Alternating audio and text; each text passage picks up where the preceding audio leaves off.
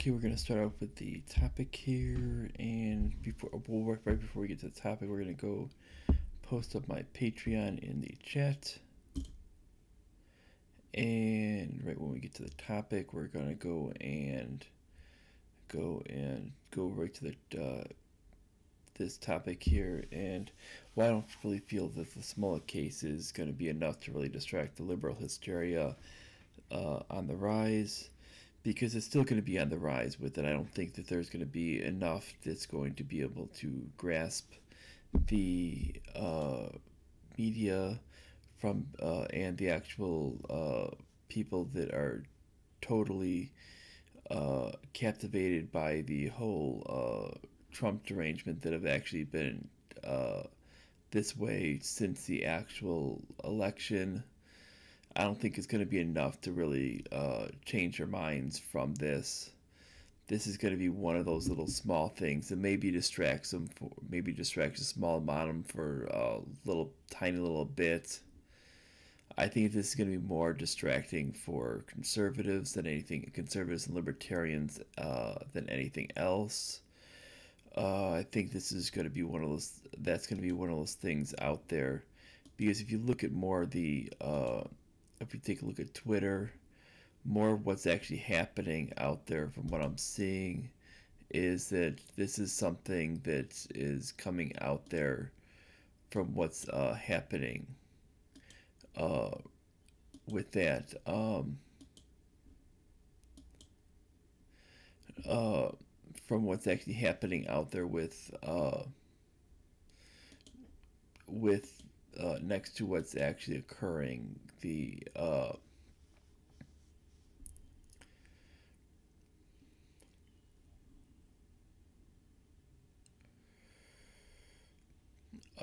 basically with this is we're talking that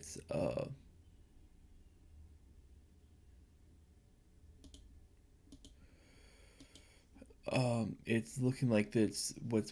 We're talking about here is that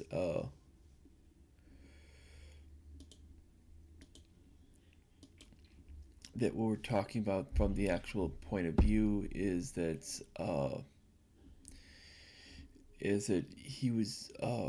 it's not going to get people to really ignore that on the actual whole point of view.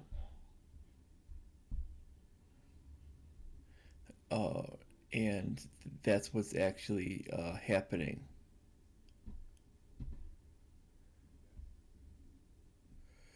And I think this is what we're actually seeing with this. And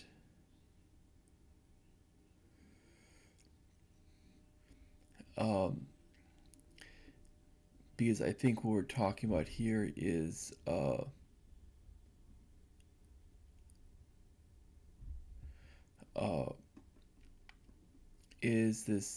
this is not probably going to last that long in the minds of even with the conservative media, because they're probably going to dismiss a lot of this stuff in the near future, and it's probably going to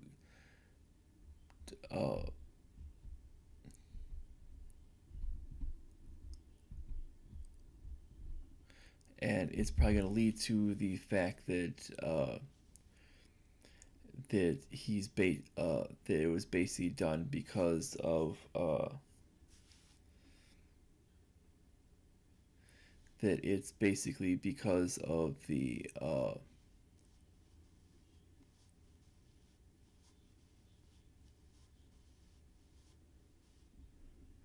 this is basically what we're dealing with here is with the whole thing was that out there we know what really happened with that, but we know that it's not really going to boil into a long-lasting story. We know that it's going to basically be one of these things that lasts a very, very short time, I think, because I don't think it's going to be something that's because we know that we know that there was a situation uh, to where he wanted to boil into more than it really was, but it didn't end up doing that.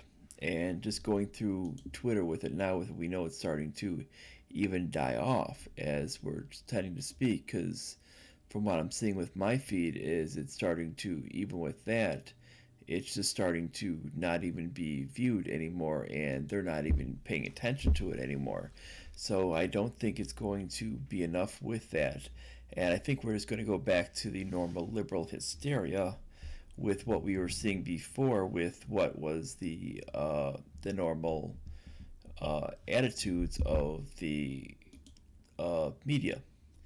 And the media was this, it doesn't matter what the Mueller report says, which was the total opposite of what they were stating before of, oh, the Mueller report's going to state all these things and it's going to show that Trump's guilty and all these other different factors. Well, the fact is, we knew what the Mueller report was solely designed on no evidence to begin with.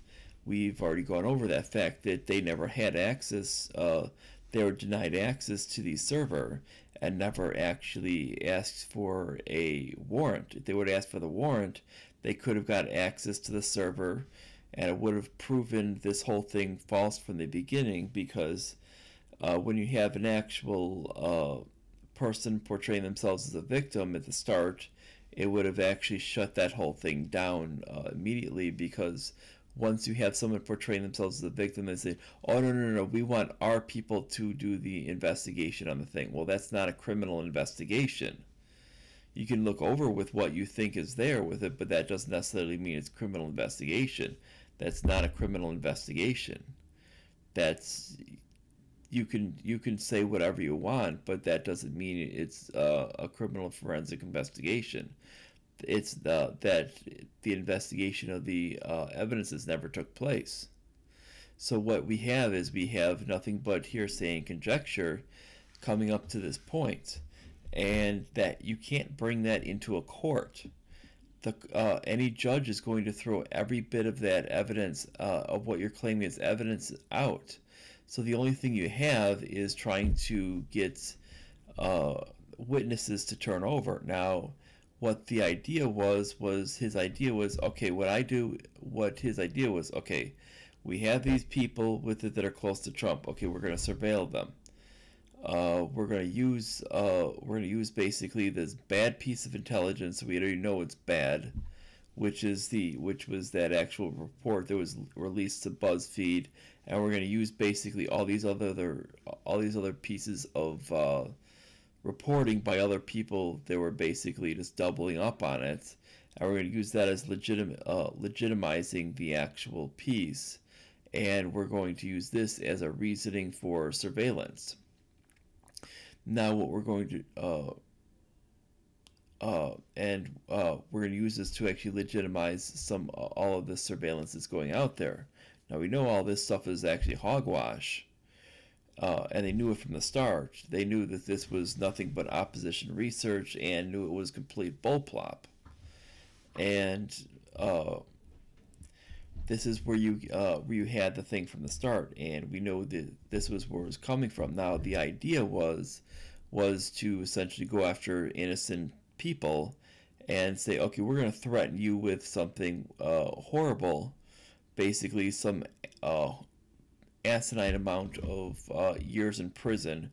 We're going to threaten you with, like, let's say 20, 30 years in prison if you don't state something that we want you to state. Well, what was happening was they told them, no, get bent, and what happened was the whole case fell through, and this is where we got, because they knew from the start that there was no evidence. And every single party told them to get bent.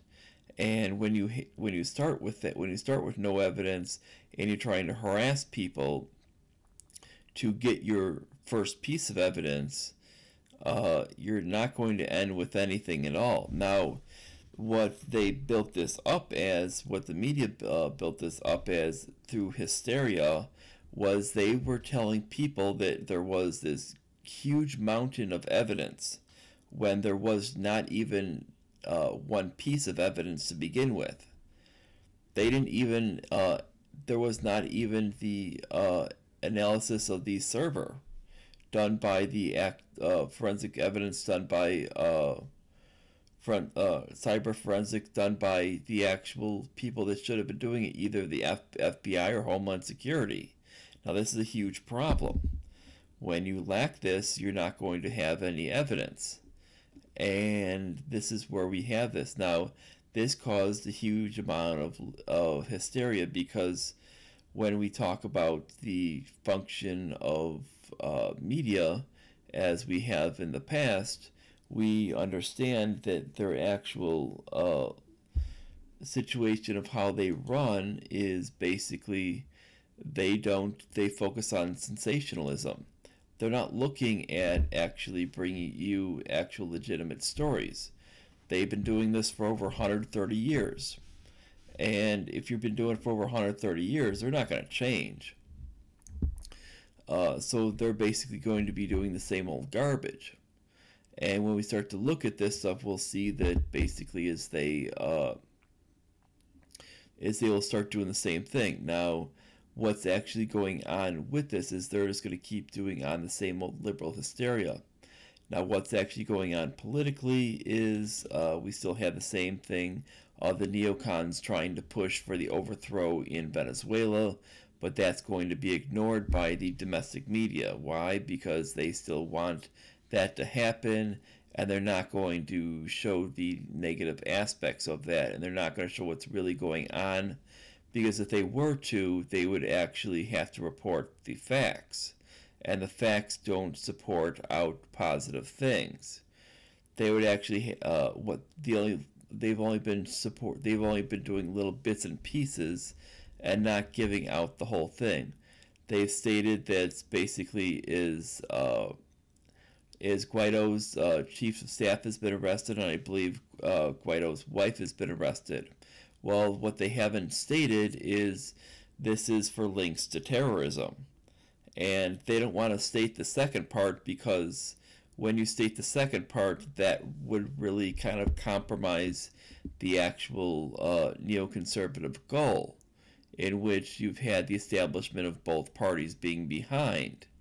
And they don't want to state that, well, both sides are actually socialist, and you have one side that actually has this terrorist link, being that they're actually violent socialists as well. And it's kind of like flipping the coin. Well, the reason why the U.S. wants in there is because there's actually a vested interest in this. And there's actually vested interest in having a puppet there, regardless of what the actual governing style is. They really don't care, as long as they have a puppet there. They're essentially repeating what they did with the Shah in Iran, and they really wanted us just to repeat that out there. They really don't care what the actual religion is. They want to basically just repeat that. Just like they were very, very friendly with Pol Pot in Cambodia. I mean, you look at Pol Pot's record, and he was not exactly the friendliest leader. They were also, previous to that, historically, they were friendly with when Iran became unfriendly with the United States, and they decided they wanted to choose their own leader. We were friendly with Iraq's leader, Saddam Hussein. Now, that might surprise a lot of people. A lot of people do not realize that. But yes, for a long time, we were actually friendly with Saddam Hussein. And that would be another socialist leader. And that was actually quite violent as well. And when we start to look at this historically, we can actually see that this is actually the policies. And one of my dad's friend, his wife was actually born in a system under Saddam Hussein, and basically is under that socialist system. And just to show you how great socialism is she knows that she was born in 1952, but the socialist system was so great under universal health care that they decided that they were going to mark everybody's birth certificates as July 1st of that year, and they're just going to fill out the birth certificates of that year for that date. They are not going to actually keep records, and that's just what you have for a lot of countries, and that's the way they do things. There's no reason to keep actual records. I mean, you're not individuals don't matter in Marxist states because there's no reason to worry about the individual. So just basically mark it as a generic date. So you mark it basically in the middle of the year because it doesn't really matter. And so she has to rely on what her brother thought, or actually what her uncle thought, I believe it was. And she thinks that she was born sometime in August or September. So she doesn't even know when her actual real birth date is. And that's basically due to socialism. And this is what you actually get from that. Now, when we go into what's actually going in domestically, is that's actually going on during this whole liberal hysteria, is what the liberals want is essentially basically repeating what they actually did the last time that actually caused them to lose the whole Congress, which is basically shaming the GOP and having these sessions on climate change. Now, which is actually a losing issue. Now, why is climate change overall a losing issue? Well, because when people are focusing on other issues that are coming up, it's basically they're focusing on these purely superficial points. Now, when other ideas have come about, like there have been proposals for probably the best low-cost green energy, which would be nuclear energy. Whenever those ideas have been proposed, the first people that are actually opposed to it are these Democrats that are saying they're for green energy. Well, there's nothing better for green energy than nuclear energy, and these are these ones that they're the first ones up to the line saying, no, we're not going to allow for any other nuclear power plants. We want to shut all the nuclear power plants that are currently active within the United States. Well, the fact is this shows that they're actually, if they were for any of these ideas of climate change, that they would be for us, which shows that they're actually for cronyism, that there's actually a kickback when it comes down to these things, and these types of energies such as that we've talked about before, wind, solar, hydroelectric, that these can only function with government subsidies, and that it's a whole big crony capitalist system that basically relies upon government money to actually survive. And the idea of government cars, of these electric cars, it's the same idea. Instead of going with the idea of ultra low emission vehicles, which actually throughout their lifetime are actually much lower in emissions when we start to calculate them out from creation to throughout their whole life of what is actually used for their fuel. And we start to realize that they're actually much lower. And we start to realize that that actually the cost of the vehicle is much lower as well, because the cost of an electric vehicle is very, very high cost. And then for that middle class guy that has a normal ultra low emission vehicle, they're actually going to be paying for someone else's electric vehicle, and it costs a lot of money. Now, the people that are doing these high cost electric vehicles, well, you're basically paying a lot of money on them, and when you were just basically struggling to get by. Now, this is a big problem. This is why when I say on these whole things with it is they're just repeating their same old policies. It doesn't matter who's in power, if it's these democratic socialists or these old progressive people like Nancy Pelosi. It really doesn't matter. It doesn't matter who's leading the actual charge. It's going to be the same old policies. and they're going to be doing the same idea of shaming the GOP when even you're getting legitimate solutions, such as trying to go for nuclear power, which is actually what reduced France's emissions down to virtually nothing. If we want to copy what France was doing, which is reducing their emissions down to a fraction of what they were, then we should actually be copying that model, and I would have no problem copying that model. And that's essentially what they did, was they went to nuclear power. Now, nuclear power, not only does it take up a very small fraction of real estate, what any other type of power plant does, it's also, France has had no issues. Number one, France, when it comes to the physical boundaries next to the United States, is actually very, very similar, even though they are a smaller country. They have a lot of the different landmarks that we have that make us very, very similar. They also have an education system in which would be very, very similar as well, where we have the technological capabilities that they do. Now, when you start to look at it, you look at basically what they have, and you see that they're a lot better suited for having the nuclear energy. And what they end up realizing is their energy was very, very efficient, very, very cheap.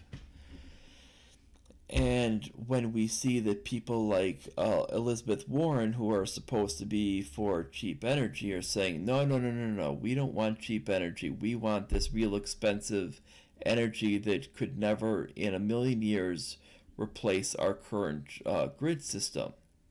Well, if we actually want lower cost energy, now you'd be able to get, if you start offering nuclear energy and telling people, hey, do you want cleaner energy and energy that costs a lot less, and be able to eliminate a lot of these subsidies that are basically taking up your money when it comes to government, and then create a bunch more higher paying jobs.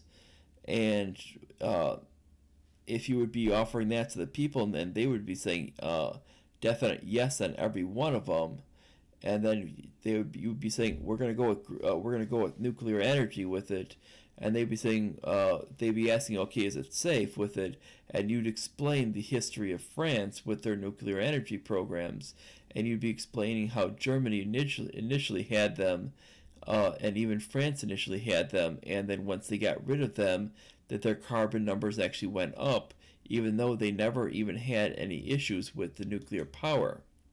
And you explain how the waste goes from the it's either A, recycled, or B, used for nuclear medicine, and you could essentially get people on board. And then you'd explain how cars could eventually be worked over to liquid hydrogen, because it's very, very compatible with the ideas of a regular combustion engine. You don't have to go to electric.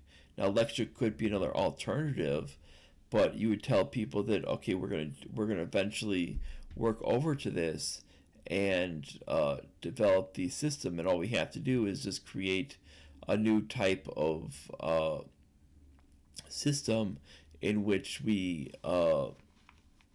create in which what we're doing is we're creating the in which what we're doing is we're going to create a new gas tank in which can contain it, so to make sure it's safe. And it's no different than the idea of what is used for the liquid natural gas, and it's very, very similar. And it ends up being a lot more efficient. It's a lot cleaner burning.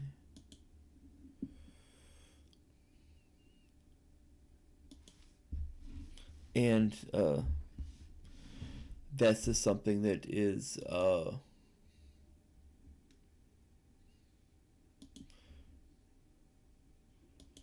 that that we can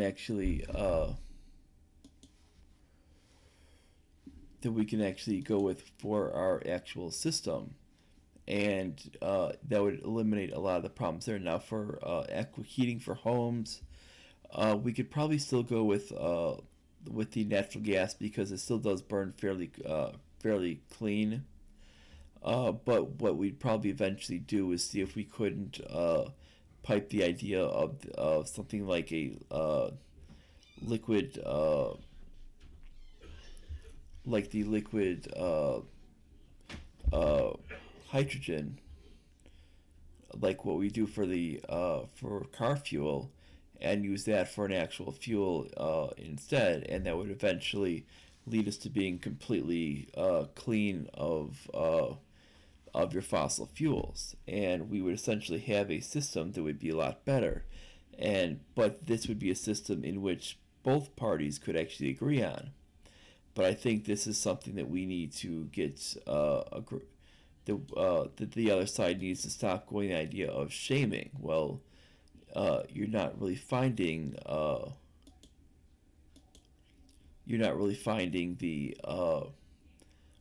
the Democrats being willing to listen to this. This is a very big problem, and this is really this part of this hysteria and their idea of claiming their idea of science. Well, they need to understand that their forms of energy aren't exactly efficient, and they need to understand what efficiency means for energy usage. And that doesn't necessarily mean that just because it lists itself as a green energy does not necessarily mean it's useful. And there's plenty of other ideas for green energy out there that have actually been ignored because of either it gets in the way of a lot of cronyist deals, such as with petroleum, because of that. Now, the only reason why electric cars came about is because it doesn't inhibit petroleum. Now, petroleum, with it, if you put something directly in its path, such as liquid hydrogen, that would essentially react within the same way. You're definitely going to have like a liquid hydrogen. It will basically function perfectly clean because it'll burn. It will essentially just burn in a way that's going to be much higher octane level. The octane levels are horribly higher in the levels that they burn.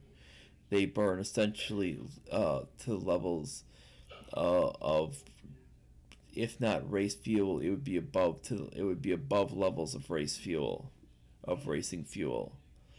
And this is something that's very, very important to understand, because you're essentially putting in these things that would be on the levels that would compete with some of the most premium fuels on the market. So engines could be built on those standards, and you don't have to have then multiple fuels. You could just have one fuel. Now, the cost of the fuel would essentially be bare bones, because we're talking about how it would be made.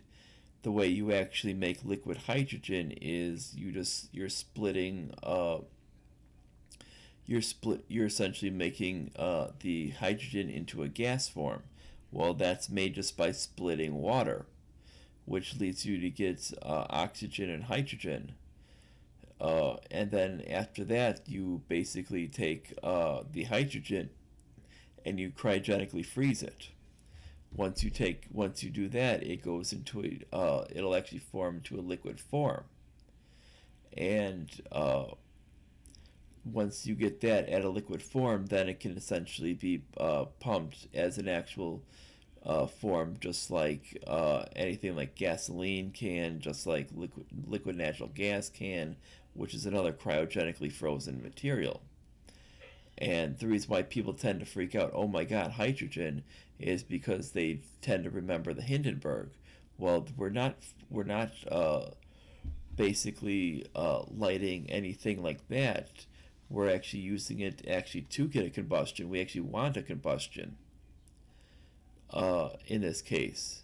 Uh, and what it could do is it could actually raise efficiency of engines, and we could reduce size of engines while raising up efficiency and getting greater gas mileage and greater performance.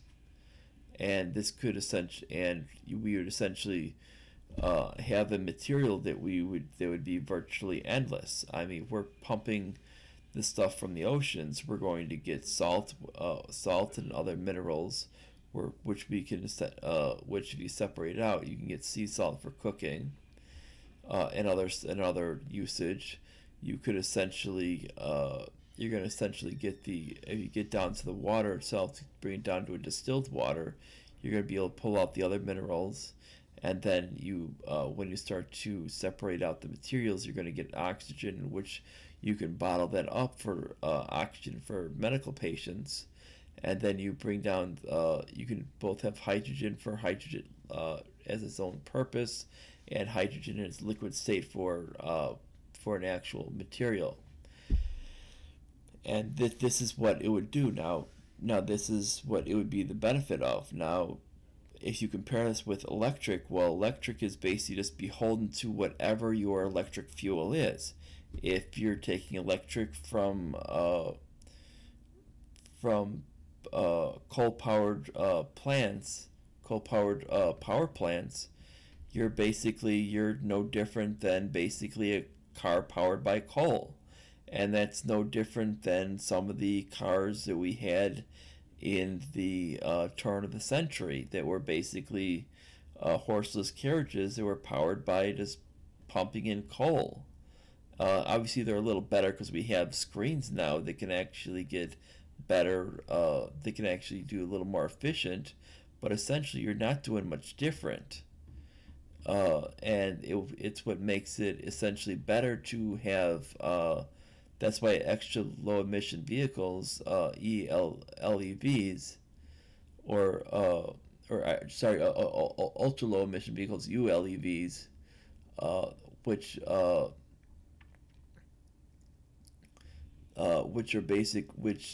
like the Mazda 3s. Those are much better vehicles to have than these ones like your Teslas. People go, oh my God, I have a Tesla. That's great for the environment. Well, someone next to you could say, I have a Mazda 3. That's even better for the environment because, frankly, I'm not beholden to electricity for my vehicle, which means I'm not beholden to whatever they're running these electrical power plants on. And electric car is only as good as the electricity you're running it from.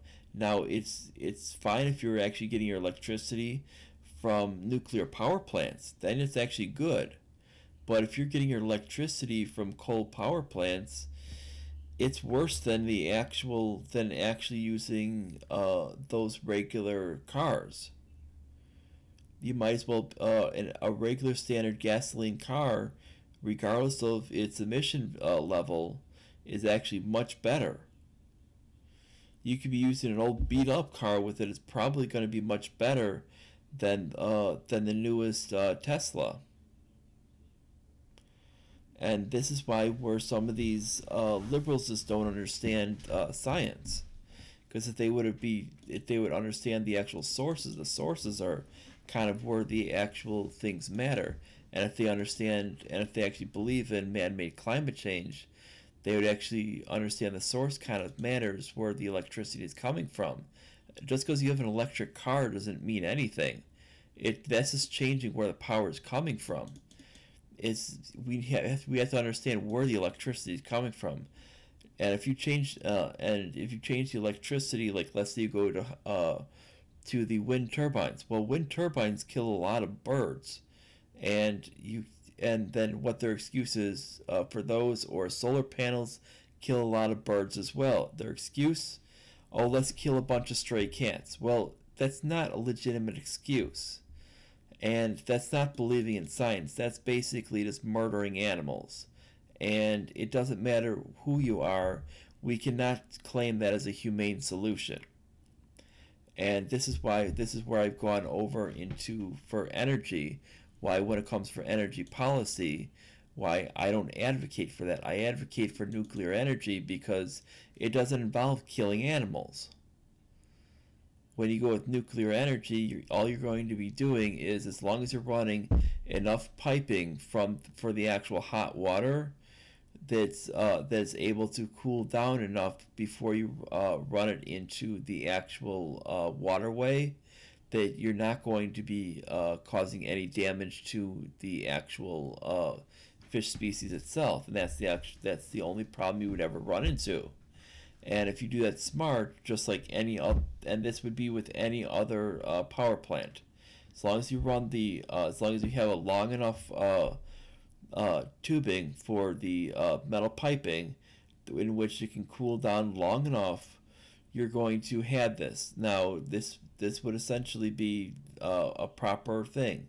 You can put through regulations and request a long enough length for it, and that's what essentially you could have done. And all you have to do is state, I want this length to be long enough to where the water measures such and such amount of degrees before it enters in the waterway. Now you could be stating, let's say, 70 degrees before it enters in any waterway. And you cannot flush in a waterway at any more than so many gallons per hour. Well, if you did this with it, then you could actually state that you could have standards for any type of nuclear power plant or any type of power plant in general, and it would be just fine for any waterway, to make sure that it's perfectly safe for the fish and wildlife there, to make sure that you're not establishing something that's unsafe for the wildlife by bringing the temperature too high that it's going to make it hospitable to species that aren't native to the realm, and making it unhospitable to species that are not native to the realm. And they'll have to adjust for those different temperatures that are there. Now, would it mean that they might have to run some type of cooling devices to the piping? They might have to with it, but they'll have the power source right there, and it really wouldn't even add that much to the price of it, and they could basically just run that cooling source of right at the end of the cycle, right before they put it through. And this would allow to make sure that the cooling source is at a minimal amount. And this is where we get to being a smart solution to make sure it impacts the price at the lowest amount. And this is where we get to being smart about the thing, and instead of just, as we see with what the Democrats have actually planned, and just being, let's shame the other party. Now, what I think with overall with what we're seeing is that even to date, we're not seeing people actually go with anything that's legitimate from their party, and we're seeing that they're kind of going right back at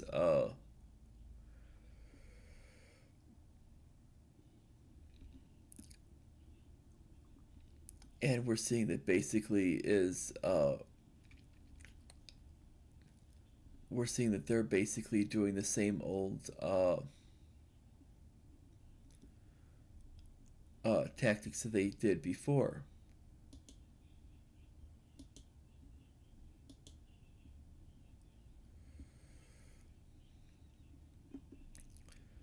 And it's only going to bite them in the backside again.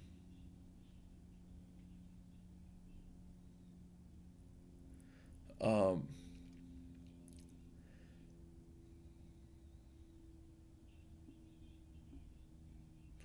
and this is something that's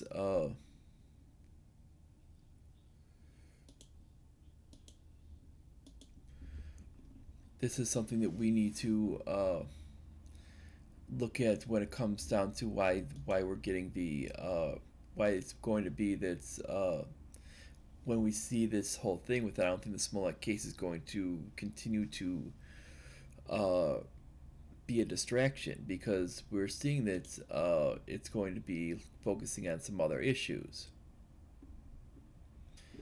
because we have some of the insane ideas, such as Democrats actually voting present or against the Green New Deal, even though they say they support it, and them claiming that by putting it up for a vote, they claimed that Mitch McConnell was pulling a political stunt, which I can't imagine that being a political stunt, because a political stunt is when you actually do something uh, for actual views.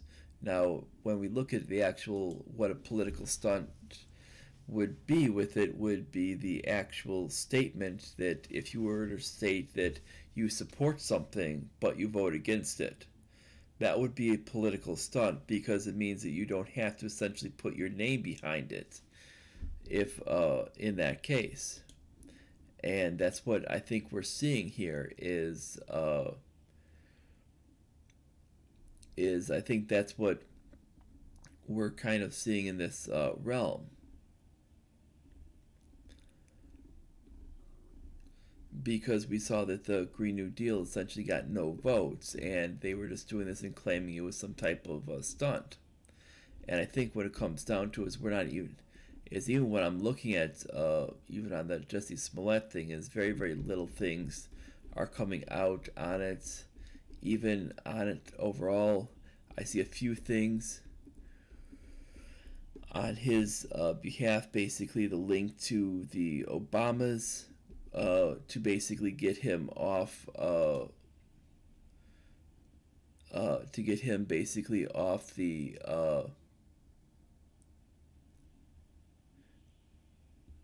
to get him to basically get the case off by what it called by the using his links to the Obamas, and basically having them kind of contact people there. Um,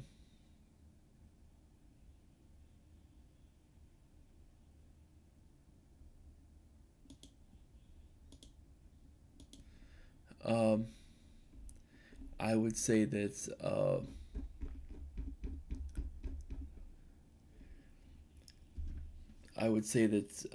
that when we're starting to look at it, is most of the Democrats have actually are actually not really focusing on it as much. I don't think that it's going to be as much of what they were hoping for this distraction on the Mueller investigation, because the Mueller investigation was something that kind of was this big, huge hit in the gut.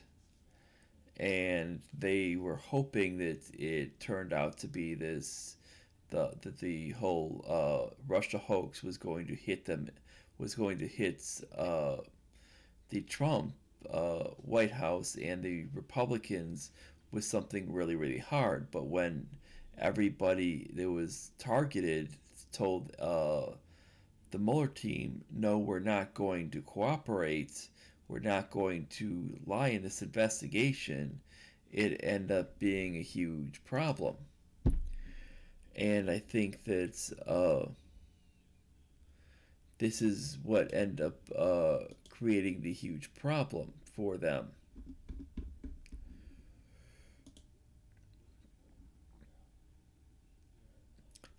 And it's basically created a huge issue for them. So we're finding a lot of people freak out about it. I mean, if we start to look at the case of Bette Midler, and some of the celebrities like that say, "Oh, it doesn't matter what the findings were. Trump is guilty," and she's even coming up with conspiracy theories that Mueller was in on it all along. And you're even finding the media come up with the same type of conspiracy theories on the Mueller investigation. Is that Mueller was in on it all along, and just this completely backward type of statements. Now, why do we know this is false, that Mueller was in it all along? Now, we know this would be false because Mueller would be basically linked with Hillary Clinton through Uranium One.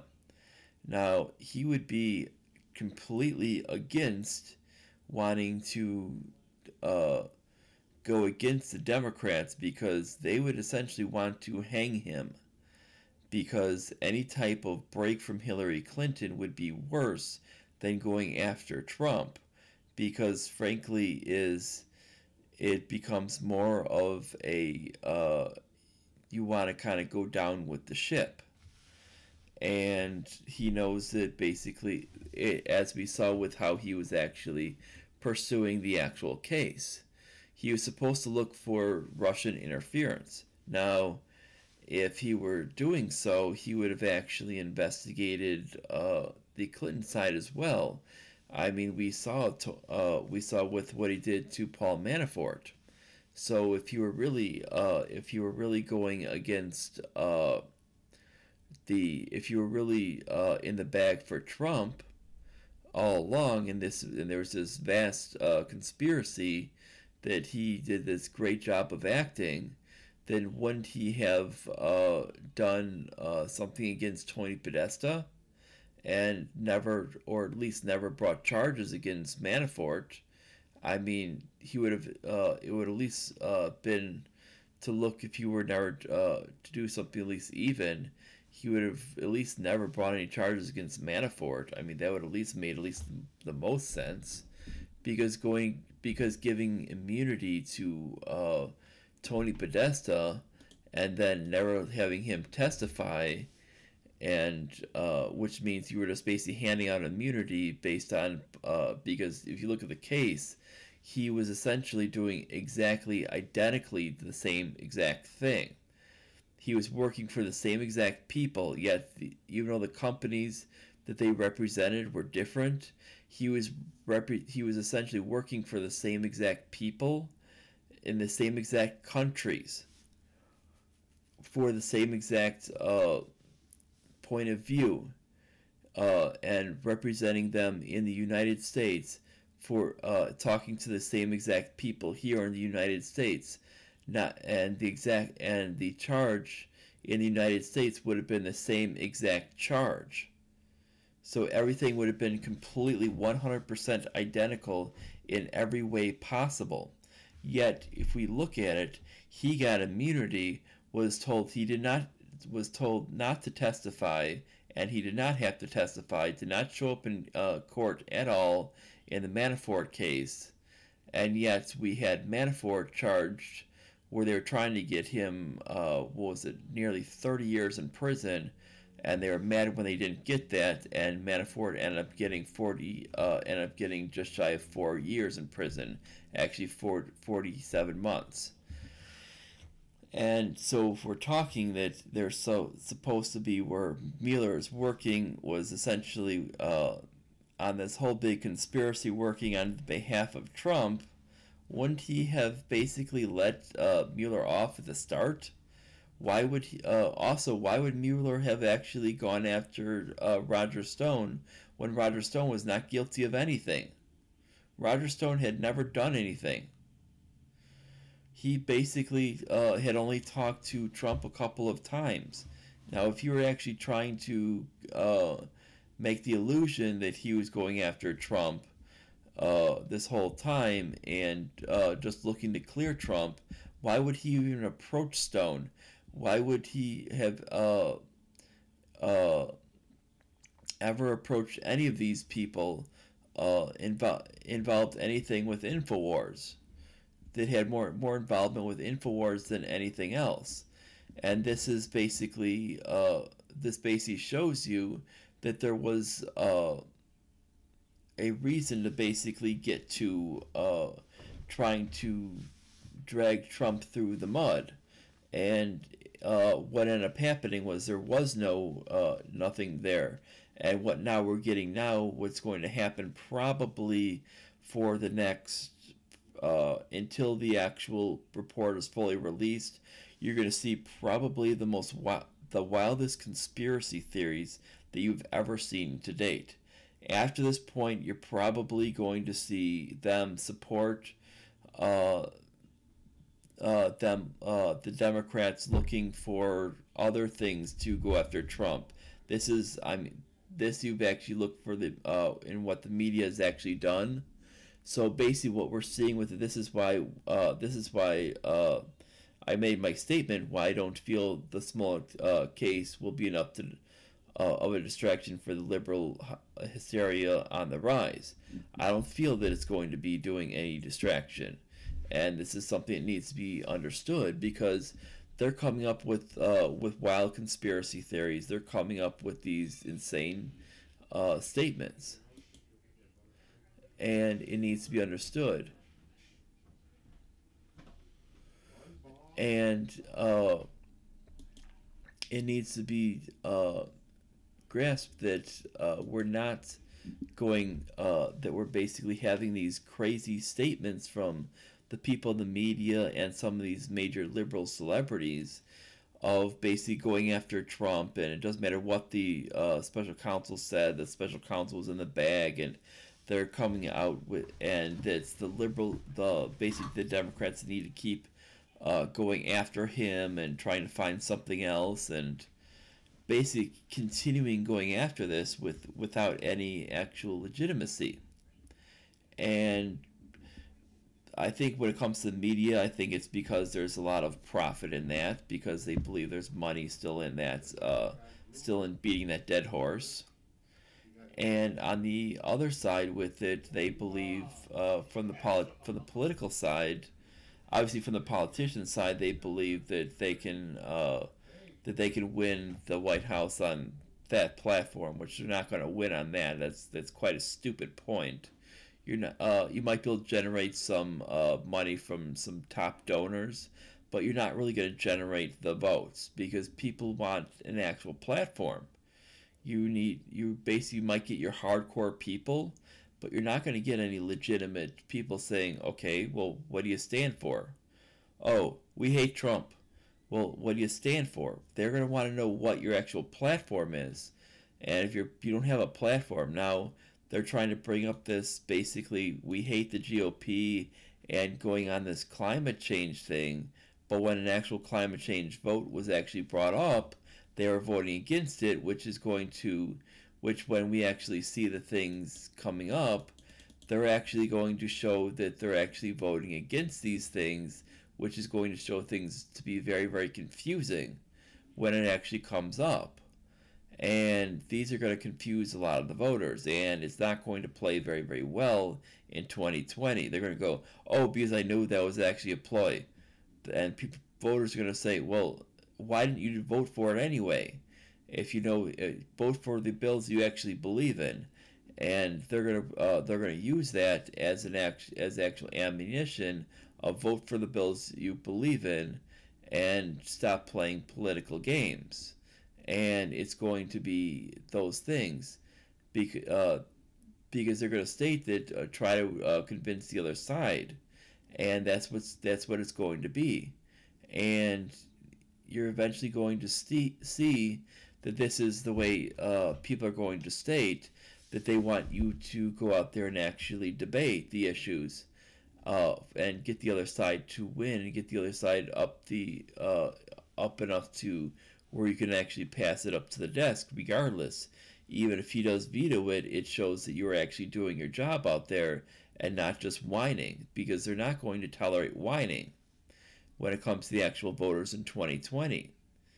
And if this is basically what it's going to be, that you're going to sit there and whine, you can basically sit there all day with it. But if this is a split Congress, you can sit there and whine all day, and it's not going to do much good because you're going to have a lot of things challenged in courts if you try to play pen and phone garbage all day, because they're going to reject that stuff all day long. Because that's just going to go to the Supreme. Everything's going to go to the Supreme Court, and it's just going to be they're going to be throwing everything out, and they're not going to allow one piece of legislation and through, and it's not and it's going to be keep getting rejected no matter what you do, because you're probably not going to have both houses in your first term if you actually beat Trump in 2020, assuming. And this is something that needs to be understood. And if they think they're going to do this, they're quite lost. And they're going to have to deal with making the actual case for it. And they might be able to make a legitimate case that they can argue for cheaper energy. Now, the way you get cheaper energy is they're going to have to make the case for maybe allowing for nuclear energy. Maybe that's something that they can get both sides on board for. That is a green energy. That's something that both sides could get on board for, and that's something that they can start off with. And that this is something that both sides could agree with. One side gets their cheap energy, the other side gets their green energy, and this is something both sides could agree on. And this could get essentially a near unanimous vote on within both houses of Congress. You could probably get close to at least 90 plus votes where Trump can't even veto it. I mean, in the Senate and in the House of Representatives, I guarantee you're going to get more than 3/4 of the vote. And you could definitely get that to basically raise the amount of nuclear power and actually eventually set that to be the future power of the country. And that's the way these things should be done in the future. And I think we should view that. Now, if you now I'm basically going to end it right here with it because I think that's at least a good point to end it to show how they can work together. But if you like this, like, subscribe, click the notification bell.